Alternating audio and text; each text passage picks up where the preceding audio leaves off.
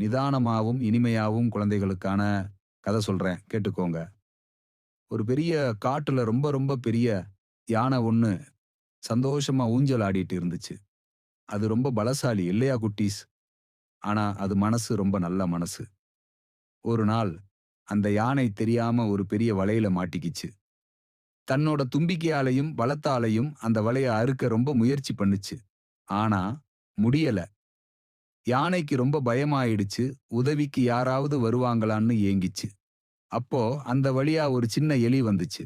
அந்த எலி ரொம்ப சுறுசுறுப்பானது, ரொம்ப புத்திசாலியானது.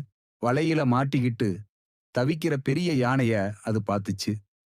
அந்த சின்ன எலிக்கு யானைய பார்த்ததும் ரொம்ப பரிதாபமா இருந்துச்சு. உடனே அது தன்னோட சின்னஞ்சிறிய பற்களால அந்த வலைய கடிக்க ஆரம்பிச்சுது. சிறு துரும்பும் பல் குத்த உதவும்னு சொல்லுவாங்க இல்லையா? அதே மாதிரி அந்த சின்ன எலியோட முயற்சி வீண் போகல. கொஞ்ச நேரத்துல அந்த எலி வலைய கொஞ்சம் கொஞ்சமா கடிச்சு அறுத்துடுச்சு. பெரிய யானை அந்த வலையில இருந்து மெதுவா வெளியே வந்துச்சு.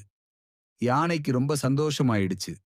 தன்னோட பெரிய தும்பிக்கைய தூக்கி அந்த சின்ன எலிக்கு நன்றி சொன்னுச்சு. "நீ ரொம்ப சின்னதா இருந்தாலும் எனக்கு பெரிய உதவி பண்ணிட்டன்னு" அன்பா சொன்னுச்சு. அன்னிக்கு அப்புறம் அந்த பெரிய யானையும், சின்னஞ்சிறிய எலியும் ரொம்ப நல்ல நண்பர்களா ஆயிட்டாங்க.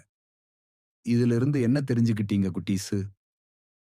யாரையும் சின்னவங்கன்னு எடை போடக்கூடாது. நட்புக்கு வயசோ, உருவமோ முக்கியமில்ல. உதவி செய்ற மனசு தான் ரொம்ப முக்கியம். நல்லா தூங்குங்க.